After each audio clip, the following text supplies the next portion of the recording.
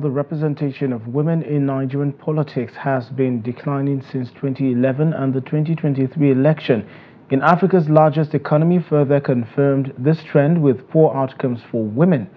The number of women in Nigeria's National Assembly has decreased by 19% compared to the previous assembly, with women now holding only 3% of seats in the Senate and 4% in the House of Representatives.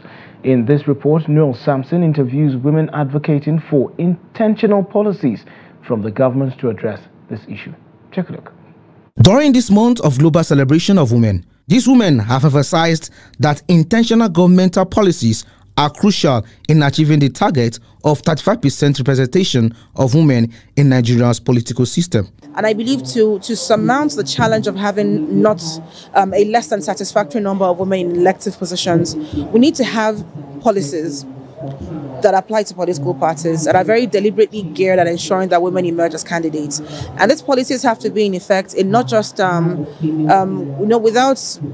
wanting to offend, not just smaller political parties, but the bigger ones as well, the APCs, the PDPs, parties of that nature also have to go to extra lengths to ensure that women are better represented on the ballot in their list of candidates. So I think our government needs to be very, very intentional about giving slots to women in different seats, like different government positions, empower more women by giving them grants. Businesses that are owned by women, give them grants, bring more women to the table, get their opinions, That's how I believe that the government can bring more women to the table and inspire more women and empower more women. I would say data-driven people policy is very, very important. So there are a lot of policies that are for women that we just see on the news. We don't know how it was designed, we don't know who they spoke to, and we don't know the kind of people that they spoke to. So it's very important when you're doing policies for people, those people that you're targeting, their voices should be carried along from the beginning of the formulation of that policy.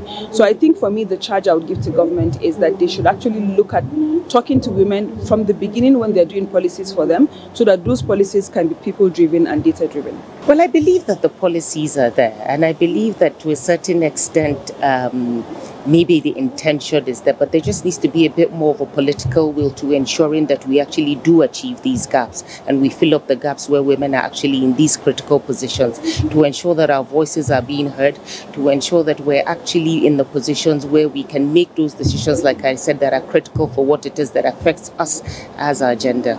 Equal participation of men and women in politics is a critical prerequisite for ensuring effective democracy and good governance. Noel Samson, Trust TV News, Abuja.